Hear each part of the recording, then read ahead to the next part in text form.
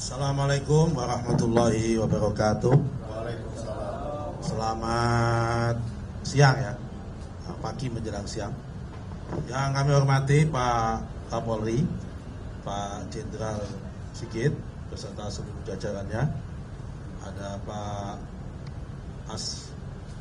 Astama Ops, ada Pak Kabid Propam, ada Pak Wakapolreskrim, dan Pak Dipindo, Pak Humas, Pak Wamen, dan para jajaran kami yang kami hormati.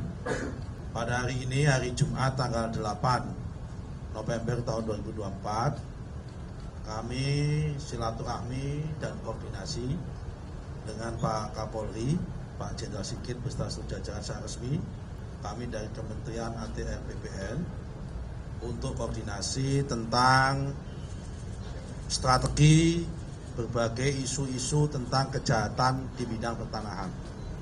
Kalau bahasa bapak-bapak ibu sekalian adalah mafia tanah, salah satunya yang kita bahas.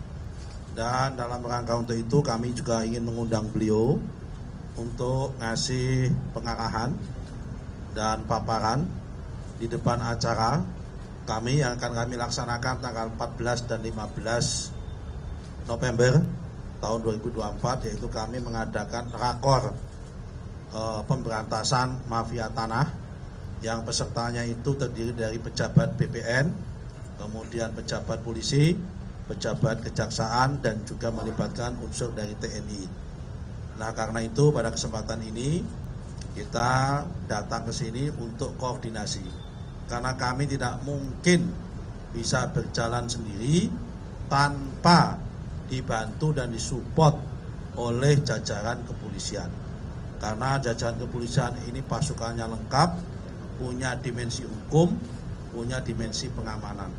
Kami butuh dua-duanya, yaitu butuh hukum dan butuh pengamanannya, terutama keamanan dalam rangka melakukan eksekusi pemberantasan tanah maupun mengamankan dan memberikan kepastian kepada masyarakat tentang hak-hak perdata pertanahan, dan juga kepastian kepada investor supaya investor yang datang ke sini mau berusaha di sini, beraktivitas ekonomi di sini menjadi nyaman dan tidak terganggu dengan adanya ulah-ulah mafia tanah yang setiap hari dengan berbagai akal menggugat status pertanahannya.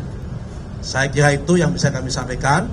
Kami tadi berdua sudah sepakat untuk mafia tanah kita zero toleransi, akan kita gas terus, dan yang sudah terbukti salah akan kita kenakan pasal berlapis, tidak hanya tindak pidana umum, tapi kita akan kejar sampai TPPU-nya, sampai penggunaan duitnya, tempat menyimpan duitnya supaya dikembalikan kepada negara kalau itu tanah negara, kalau itu tanah rakyat supaya dikembalikan kepada rakyat. Saya kira itu yang bisa kami sampaikan. Selanjutnya biar Pak Kapolri yang menyampaikan. Assalamualaikum warahmatullahi wabarakatuh. Waalaikumsalam. Assalamualaikum warahmatullahi wabarakatuh. Waalaikumsalam. Salam sejahtera buat kita semua yang kami hormati Bapak Menteri, Bapak Wamen, Bapak Dirjen, dan seluruh jajaran, rekan-rekan pejabat utama, serta seluruh pendamping, dan rekan-rekan media. Tentunya hari ini kami sangat mengapresiasi kunjungan dari Bapak Menteri ATR, di mana tadi beliau sudah sampaikan bahwa kita akan memperkuat kerjasama yang selama ini telah ada, dan nanti kita akan bahas secara khusus di Rakornas. Namun pada prinsipnya tentunya kepolisian mendukung apa yang menjadi program-program, apa yang menjadi kebijakan, khususnya tentunya beliau mendapatkan KPI khusus dari Bapak Presiden, dan tentunya kita akan mendukung sehingga kepastian hukum khususnya terhadap masyarakat yang selama ini bersengketa terkait dengan hak-hak keperdataan, apakah itu antar korporasi, kemudian masyarakat dengan pihak-pihak tertentu, dan juga tadi bagaimana melakukan langkah-langkah untuk pemberantasan terhadap orang-orang yang selama ini melanggar aturan undang-undang atau biasa disebut dengan mafia tanah. Kami akan support penuh dan segera akan kita bentuk Satgas bersama untuk mendukung program kebijakan dari Bapak Menteri ATR. Mungkin itu yang bisa saya sampaikan. Terima kasih. Wassalamualaikum warahmatullahi wabarakatuh. Waalaikumsalam warahmatullahi wabarakatuh. Cukup ya? Mau nanya Pak, Ya, siapa moderator ini? Silakan Pak, monggo. kemarin itu kan di DPR RI juga menyatakan bahwasannya mengenai mafia tanah ini akan dikenakan pasal tindak pidana pencucian uang.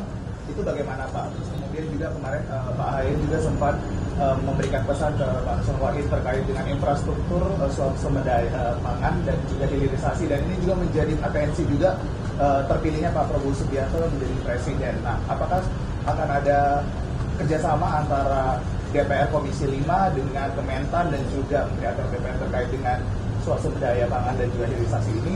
Dan kemudian Pak, izin bertanya untuk Pak Lusli Sigit, Pak, ini kemarin kan juga Pak Presiden Prabowo Subianto juga menyatakan bahwasannya meminta untuk mewanti-wanti adanya disadap seperti itu, dan Pak Prabowo juga menghimbau untuk menteri-menterinya berhati-hati. Apakah nantinya dari pihak Kapolri sendiri ini akan ada upaya untuk bagaimana nantinya supaya tidak terjadi kesadapan terhadap Prabowo Subianto dan juga menteri-menterinya seperti itu Pak? Izin Pak, terima kasih. Baik, saya satu pertanyaan ya, tentang dua pertanyaan tentang TPPU. Itulah kenapa kami datang ke sini, karena yang boleh menyidik dengan TPPU atau tidak TPPU itu adalah subjektivitas penyidik.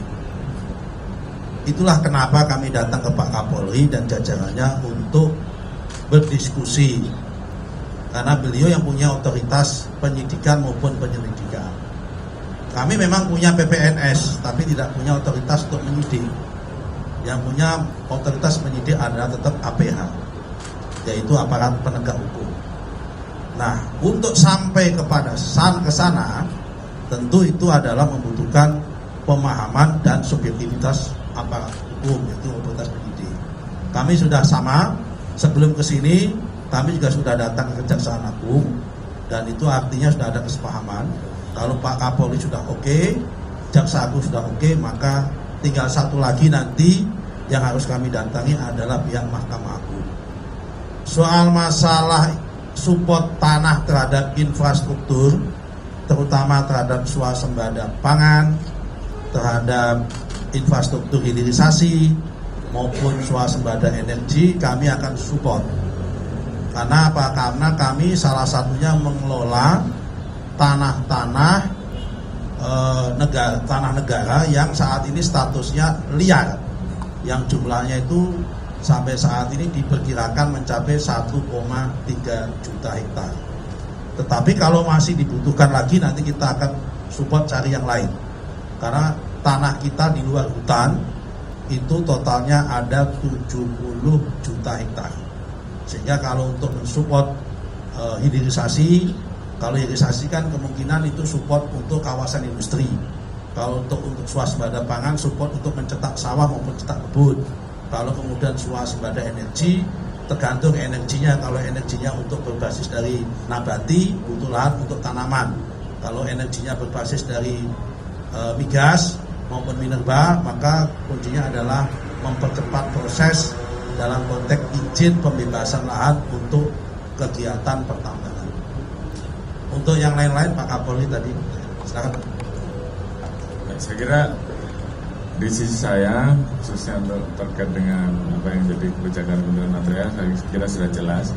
Hal-hal lain yang tadi disampaikan, tentunya Polri mendukung hal-hal yang sifatnya dalam rangka kegiatan lawful. Kalau unlawful, ya, tentunya itu ada pembahasan khusus ya. Yang jelas kalau itu tidak atas nama negara berarti ilegal, perlu ada tindakan. Namun demikian itu secara khusus akan ada rapat khusus terkait dengan masalah itu, yang terkait dengan dalam negeri dan luar negeri. Ya. Sudah azan ini Mas? Ya. Ya. Saya Thomas pada ini mau bertanya, ini kan komitmen dengan Polri ya Pak. Cuma kalau dari dengan masalah tanah ini yang sudah berlarut-larutnya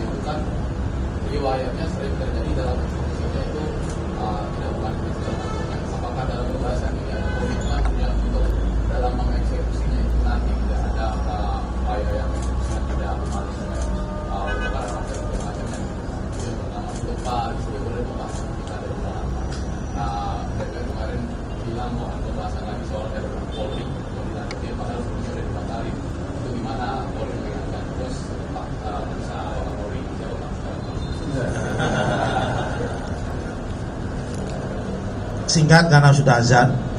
Ada 3 jenis konflik pertanahan. Pertama, konflik skala rendah. Biasanya itu individu dengan nilai ekonomi rendah. Kemudian yang kedua, konflik dengan skala tinggi. Biasanya itu antara rakyat dengan korporasi atau individu dengan individu tapi punya tingkat ekonomi tinggi. Kemudian antara rakyat dengan pemerintah, terutama dalam hal pengadaan tanah untuk kepentingan proyek pembangunan strategis nasional. Itu pasti akan ada tensinya itu. Kami dengan beliau sudah sepakat sejauh ini berusaha untuk mengeliminasi atau mengurangi gesekan, menyelesaikan masalah ini dengan mengedepankan nilai-nilai kemanusiaan. Itu yang kita dahulukan. Kalau nilai-nilai eksekusi itu belakangan, kalau dialog dengan berbasis kemanusiaan sudah ngetop. Saya kira itu, Pak. Ya, saya kira kalau rencana undang-undang Polri kan inisiasi dari rekan-rekan mitra di DPR. Jadi kita tentunya dalam posisi yang mengikuti apa yang menjadi jadwal dan agenda dari teman-teman mitra. Terima kasih.